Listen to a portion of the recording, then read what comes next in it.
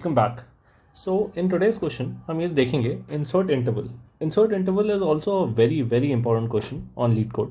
सो इसको देखते हैं कि इंसर्ट इंटरवल है क्या, इंसर्ट इंटरवल में हमें करना क्या है एंड क्यों ये क्वेश्चन बहुत इंपॉर्टेंट होता है, क्योंकि इसकी कुछ कुछ वेराइटीज़ भी होती है। सो अगर ये वाला समझ में आ गया तो इसके जो अदर वेरिएशंस होंगे वो सॉल्व करना बहुत आसान हो जाएंगे। So let's check what insert interval is. Okay, so you are given an array of non overlapping intervals. ठीक है, तो इन्होंने पहले ही बोल दिया कि ओवरलैपिंग इंटरवल्स नहीं है। दैट मीन्स ये जो भी एरे देंगे, मतलब इन्होंने एक एरे हमें दिया, वो जो एरे होगा, मतलब सपोज अगर एक एरे इन्होंने दे दिया है और ये जो एरे है इसके अंदर कुछ इंटरवल्स होंगे। ठीक है, ये जो इंटरवल्स हैं जो एग्जिस्टिंग गिवन है, दीज आर नॉन ओवरलैपिंग। अब वो नॉन ओवरलैप जो है वो कैसे डिसाइड होता है वो अभी हम थोड़ी देर में देख लेंगे, बट मेन चीज़ है कि जो करंटली गिवन एरे वो नॉन ओवरलैपिंग है। ठीक है, now intervals where interval i start represent the start and end. तो ये बहुत ईजी है कि स्टार्ट और एंड रिप्रेजेंट करता है ये स्टार्ट और ये, मतलब अगर यहाँ पर दो वैल्यूज़ होंगी तो पहला वाला स्टार्ट होगा, दूसरा वाला एंड होगा। And intervals is sorted in ascending order of start. तो ये भी बहुत इंपॉर्टेंट पॉइंट है कि already sorted in ascending order, मतलब सॉर्टेड एरे दे रखा है। अगर ये एरे सॉर्टेड नहीं होता तो हमें कुछ और भी सोचना पड़ता, बट ऑलरेडी गिवन है कि एरे सॉर्टेड है। ठीक है, you are also given an interval, a new interval. ठीक है, ये जो न्यू इंटरवल दे दिया है और वो उसका भी स्टार्ट एंड एंड टाइम दे दिया है, that represents the start and and time. Okay, यहाँ तक ठीक है। इंसर्ट, ये जो न्यू इंटरवल दिया है, कौन सा वाला, ये वाला, ये जो न्यू इंटरवल दिया है इसको हमें इंसर्ट करना है। ओके, इसको हमें इंसर्ट करना है इंटरवल्स में सच दैट ये जो ऑर्डरिंग है sorted in ascending order of start time ये मेंटेन रहे, मतलब वो अभी भी सॉर्टेड रहे। और मर्ज ऐसे करना है कि जो भी ओवरलैपिंग इंटरवल्स होंगे उसको मर्ज कर देना, अगर मतलब if there is an overlapping interval उसको मर्ज कर देना है। और फाइनली हमें क्या रिटर्न करना है ये। तो क्वेश्चन बहुत ईजी है। क्वेश्चन में क्या करना है, मेनली सबसे पहले अगर कोई क्वेश्चन आता है तो सबसे पहले ये चेक करो कि तुम्हें रिटर्न क्या करना है, क्योंकि that is the most important ना, रिजल्ट लाना क्या है। तो तुम्हें रिटर्न क्या करना है, तुम्हें एक लिस्ट ही रिटर्न करनी है, लिस्ट या एरे। ठीक है, ये एरे ही रिटर्न करना है और ये एरे कैसा है, नॉन ओवरलैपिंग है, नॉन ओवरलैप इंटरवल्स का। ठीक है, यहाँ तक आई फील इट्स क्लियर। तो अब ये क्लियर है तो क्या करना है, ये न्यू जो है न्यू इंटरवल, इसको हमें एग्जिस्टिंग एरे में कहीं पर उसको इंसर्ट करना है। और अगर वो ओवरलैपिंग हुआ तो तुम ओवरलैपिंग को मर्ज करके एक अच्छा सा एरे बना दो। अगर नहीं हुआ तो मतलब ओवरलैपिंग नहीं है तो बहुत बढ़िया, तुम्हें कुछ मर्ज वर्ड नहीं करना पड़ेगा, तुम डायरेक्टली आंसर दे सकते हो। तो आई hope this question is clear. ठीक है, अब जब ये क्वेश्चन क्लियर हो गया है तो अब एक छोटा सा एग्जांपल देख लेते हैं। एग्जांपल देखने से बहुत कुछ समझ में आ जाता है। So if suppose you are doing, so मतलब if you are in an interview and somebody gives you this question, definitely think about an example first. अगर तुमसे एग्जांपल नहीं बन रहा है तो बहुत ईजी है, इंटरव्यूअर से पूछ लो। Interviewer will definitely give you an example because they want you to understand the question well. ठीक है, तो उनसे क्वेश्चन जो भी होगा उसका एग्जाम्पल पूछ लेना और पहले तो तुम खुद ट्राई करो एग्जाम्पल बनाने का। अगर तुमने एग्जाम्पल बना लिया तो ऑब्वियसली वेरीफाई भी कर लो कि तुम्हारा एग्जाम्पल सही है कि नहीं, क्योंकि अगर तुमने एग्जाम्पल ही गलत फॉर्म किया तो तुम सॉल्यूशन भी गलत ही बताओगे। तो उससे क्या है, एक थोड़ा सा एडिशनल हिंट्स मिल जाते हैं। इंटरव्यूअर बताएगा नहीं नहीं ऐसा नहीं है, तुम ये कंस्ट्रेंट भी यूज़ कर सकते हो या कुछ भी, तो उससे एडिशनल हिंट्स मिल जाते हैं और इंटरव्यूअर को ये भी पता लगता है कि you are verifying your logic. So solving a very small basic example while you're thinking about the problem or just before coding is important। ठीक है, यहाँ तक ओके। अगर ये हो गया तो यहाँ पर इंटरवल दिया है तो ये हमारा एग्जिस्टिंग एरे हो गया। ठीक है, एग्जिस्टिंग एरे है, ये स्टार्ट टाइम है, ये एंड टाइम है, ये स्टार्ट टाइम है, ये एंड टाइम है। ठीक है, तो ये हो गया स्टार्ट वन एंड वन, ये हो गया स्टार्ट टू एंड टू, यहाँ तक क्लियर है। अब द थिंग इज कि इसके बाद एक हमारे पास एक न्यू इंटरवल आता है। ठीक है, ये न्यू इंटरवल का स्टार्ट हो गया, ये न्यू इंटरवल का स्टार्ट 3 बोल देते हैं और ये हो गया एंड 3। ठीक है, यहाँ तक आई होप इट्स क्लियर। इसके बाद हम जब इसको इंसर्ट करेंगे तो इसको मतलब समझने के लिए, just for understanding, question solve ऐसे नहीं करेंगे बट जस्ट फॉर अंडरस्टैंडिंग, इसको हम कैसे सोच सकते हैं, इसको हम सोच सकते हैं कि आज के दिन हमारे पास एक बहुत बड़ी नंबर लाइन है। ठीक है, बहुत बड़ी एक नंबर लाइन है। नंबर लाइन मतलब कोई अभी just because it's 1D solution या 1D क्वेश्चन, तो इसको एक नंबर लाइन ले लेते हैं और इस नंबर लाइन पे प्लॉट करते हैं हमारे एग्जिस्टिंग एरे कहाँ है। ठीक है, 1 3, तो हम इसको 1 ले लेते हैं, ये S1 हो गया और ये 3 पे ख़त्म होता है। ठीक है, ये हो गया एंड 1, यहाँ तक क्लियर है। अब सेकंड वाले को उठाते हैं, वो हो गया S2, तो ये हो गया अपना S2, ये 6 से चालू होता है और ये हो गया N2, ये हो गया 9, ये हो गया N2। तो इसको ये नंबरिंग में डाल देते हैं 1 3 और ये हो गया 6 9। ठीक है। स्केलिंग अभी इतना नहीं सोचना है कि ये स्केल्ड प्रॉपरली है कि नहीं, क्योंकि 3 से 6 के बीच का डिस्टेंस वो नहीं लग रहा है, 3 से 6 के बीच का distance, but that is fine, just for understanding, ठीक है। अब एक नया इंटरवल आया, नया इंटरवल क्या कहता है, नया इंटरवल है 2 से 5। अब जैसे ही मैं इसको 2 से 5 प्लॉट करने जाता हूँ तो यहाँ ये आ गया, ये हो गया S3, ठीक है, वो 1 से 3 के बीच में रह करेगा, और 5 तो 6 के पहले आएगा, तो ये आ गया end 3। अब यहाँ है प्रॉब्लम, ये जो तुम्हारा नया इंटरवल है वो यहाँ से यहाँ तक का है, एंड देखते से ही पता लगता है कि ये जो पोर्शन है ये ओवरलैप है एग्जिस्टिंग के साथ, ठीक है, ये वाला। तो जैसे ही ओवरलैप है हमें ओवरलैप हटाना है, ठीक है। ओवरलैप कैसे हटेगा, जैसे ही तुम्हें कोई ओवरलैप इंटरवल मिल जाएगा, न्यू इंटरवल इंसर्ट करने के बाद तुम्हें वो इंटरवल को मर्ज कर देना पड़ेगा, ठीक है। और जब तुम नया इंटरवल मर्ज करोगे तो वो जो नया इंटरवल बनेगा उसका स्टार्ट तो यही देखने से ही पता लग रहा है, स्टार्ट तो S1 ही रहेगा, लेकिन उसका एंड इन दोनों का मैक्स वैल्यू रहेगा, ठीक है। तो वो E3 हो जाएगा। तो क्या हो गया, स्टार्ट हो गया 1 और एंड हो गया 5। ये समझ में आ रहा है। और ये तो नॉन ओवरलैपिंग है, 6 और 9, ये तो ऐसे कैसे ही रहेगा। और अगर हम देख पा रहे हैं तो यही आंसर है। तो आई होप क्वेश्चन क्लियर हो गया कि क्वेश्चन में करना क्या है, इंसर्ट कैसे करना है। अगर देखो यहाँ कोई ओवरलैप नहीं होता तब तो कुछ प्रॉब्लम ही नहीं है क्वेश्चन में, तब तो इतना आसान क्वेश्चन है कि तुम इंसर्ट करो, खत्म करो, दैट्स इट, डन।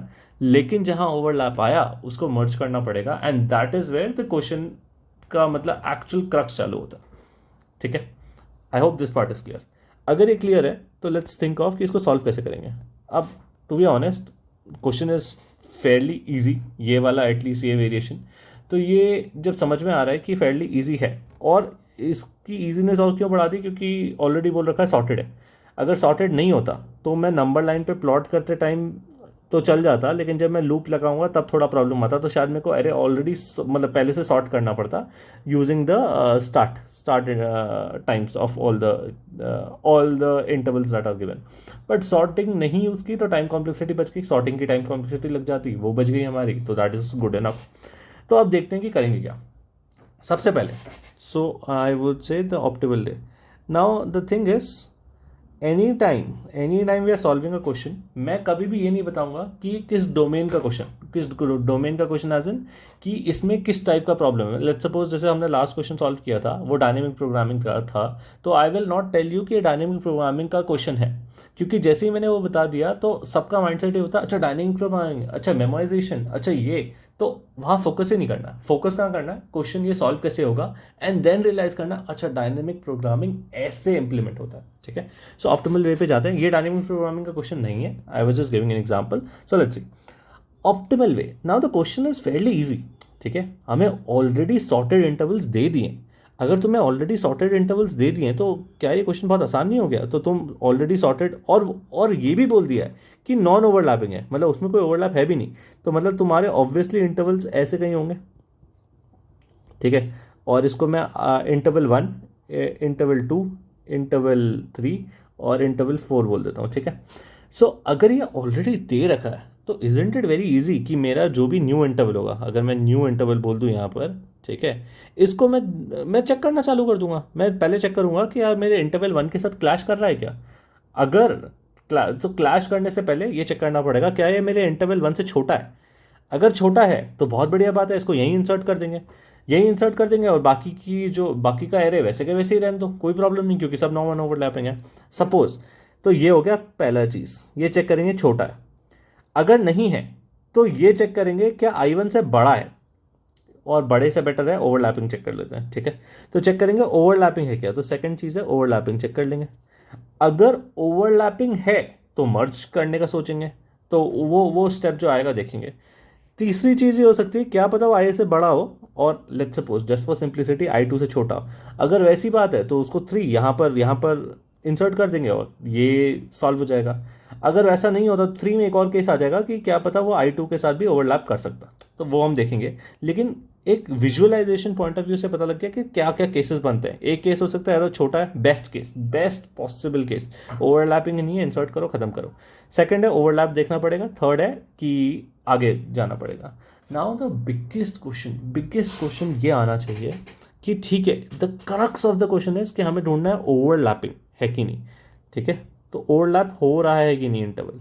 तो क्वेश्चन ये आएगा कि ओवरलैपिंग डिसाइड कैसे करते हैं, ये कैसे पता लगता है कि कोई दो इंटरवल ओवरलैपिंग है कि नहीं, और ये भी बहुत ईजी है चेक करना। तो ठीक है, इसकी कंडीशंस देख लेते हैं। दो इंटरवल, तो अगर ये एक इंटरवल है और ये एक इंटरवल है, तो ये काफ़ी केसेस में ओवरलैप कर सकते हैं। ठीक है, एक केस ये हो गया, अब मैं ड्रॉ कर रहा हूँ और मेरे ख्याल से फेयरली ईजी होगा समझना। ठीक है, और एक ये हो गया, ठीक है, और एक ये हो गया। तो आई hope this part is clear. ठीक है, तो ऑरेंज एक इंटरवल है, ब्लू एक इंटरवल है, तो या तो तुम्हारा यहाँ पर इंटरसेक्शन आ जाएगा। ठीक है, या तो स्टार्टिंग में इंटरसेक्शन आएगा, ऑरेंज को न्यू इंटरवल मानते हैं, या तो ऐसा है कि भाई ऑरेंज इंटरवल इतना छोटू है और इतने बीच में आता है कि ये यहाँ पर इंसर्ट हो गया, तो उसमें क्या है, स्टार्ट और एंड टाइम जब ओवरलैप करोगे तो तुम ओवरलैप डायरेक्टली कर लेना, क्योंकि ये स्टार्ट और एंड टाइम इसके ऐसे ही रहेंगे। या तो ये हो सकता है कि ये जो छोटा एग्जिस्टिंग है वो छोटा है और स्टार्ट और एंड टाइम चेंज हो जाएंगे इससे बड़े वाले से। ठीक है, ये सारे फैक्टर्स हो सकते हैं ओवरलैपिंग डिसाइड करने के। जैसे ही देख लिया, क्या ये पता लग रहा है कि कुछ स्टार्ट और एंड टाइम, मतलब जैसे कि इस केस में हम चेक कर सकते हैं, मतलब इसको मैं केस 1 बोल देता हूँ, केस 2, केस 3, केस 4। ठीक है, अब इतने केसेस सॉल्व नहीं करने पड़ेंगे, it's a very easy way out, लेकिन जस्ट फॉर सिंप्लिसिटी, सोचने के लिए, फर्स्ट टाइम देख रहे हैं तो पता होना चाहिए क्या हो रहा है क्या नहीं हो रहा, ये देखने के लिए। फर्स्ट केस क्या फेयरली ईजी नहीं लग रहा, इसकी कंडीशन बहुत आसान नहीं लग रही। क्या कंडीशन होगी इसकी? कंडीशन होगी कि अगर मेरा जो न्यू इंटरवल, ठीक है, जो न्यू इंटरवल का स्टार्ट है, ठीक है, वो छोटा है मेरे एग्जिस्टिंग इंटरवल से। अब एग्जिस्टिंग इंटरवल को कह देता हूँ इंटरवल ई, डायरेक्टली ले लेता हूँ, ई इंटरवल जो एग्जिस्टिंग है उसके एंड टाइम से। क्या ये पता नहीं लग रहा? और चलो may be Fairlie let's make it much more easier. ये जो ब्लू वाला, ये जो ब्लू बॉक्स होगा उसको मैं हर जगह 1 बोलूँगा, और जो ऑरेंज बॉक्स होगा उसको मैं हर जगह 2 बोलूँगा। ठीक है, तो अब कंडीशन लिखते हैं। कंडीशन होगी जो इसका स्टार्ट टाइम है, स्टार्ट टाइम ऑफ 2, ठीक है, it has to be less than end time of 1। जैसे ही हुआ दैट मीन्स ओवरलैपिंग है भाई। ठीक है, क्योंकि वो स्टार्ट पहले हो रहा है एंड बाद में हो रहा है। सिमिलरली यहाँ पर जो इसका स्टार्ट टाइम है, मतलब इसका, मतलब चलो ई के टर्म कैसे भी लिख सकते हैं, कोई प्रॉब्लम नहीं है। जो इसका स्टार्ट टाइम है, स्टार्ट टाइम किसका, स्टार्ट टाइम ऑफ 1, वो है less than end time of 2 के। ये क्लियर है? ओके, अब इस केस में तुम देख लोगे जो है वो इन दोनों, मतलब ये जो फर्स्ट 2 है ना, फर्स्ट 2 के कॉम्बिनेशन से आ सकता है। अगर ये दोनों क्लैश कर रहे हैं तो ये वाले को तुम उसी के अंदर बिठा सकते हो। क्यों? क्योंकि अगर इन दोनों में से कोई भी कंडीशन क्लैश की तो 3 और 4 automatically you can still figure out, है ना। तो मतलब इंपॉर्टेंट कंडीशन क्या होगी, स्टार्ट और एंड टाइम देखने की। थर्ड और फोर्थ भी ओवरलैपिंग है, लेकिन वो ऑटोमेटिकली कवर हो जाते हैं 1 और 2 से। तो जब हम कंडीशन लिखेंगे तो 1 और 2 पे फोकस करेंगे, 3, 4 ऑटोमेटिकली ही उसमें इंक्लूड हो जाएगा। This should be very important, क्योंकि जब कोड ऑप्टिमल लिखना होगा तो 1, 2 पे फोकस करेंगे, 3, 4 पे नहीं। ठीक है, I hope this part is clear. अगर ये क्लियर है तो इसका कोड लिखना है फेयरली इजी। कुछ भी नहीं करना है, एक फॉर लूप चलाना है, वो स्टार्टिंग से एंड तक चलेगा। हमेशा देखना है अगर केस 1 है तो वहीं बिठा दो, ओवरलैप है तो वहीं मर्ज कर दो, अगर नहीं है तो इसको तो लिस्ट में रखो, और 3 के बाद मतलब न्यू इंटरवल को अभी भी पकड़ के रखो, देखेंगे सेकंड वाले से मर्ज करेगा कि नहीं। इसमें भी 3 केसेस बनेंगे, वो जैसे ही हो जाएगा इसमें भी 3 केस बनेंगे, वो जैसे ही हो जाएगा इसमें भी 3 केस बनेंगे। जहां पर भी इंसर्ट हो गया लूप से बाहर आ जाओ, that is your answer and it's done. I hope this question अब समझ में आ गया होगा। क्वेश्चन फेयरली इजी है, इसके कुछ वेरिएशंस भी है, वेरिएशंस इसके बाद ट्राई करेंगे। बट अगर इसमें कोई डाउट है तो please comment below and I definitely would like to answer any queries that you have. Thanks.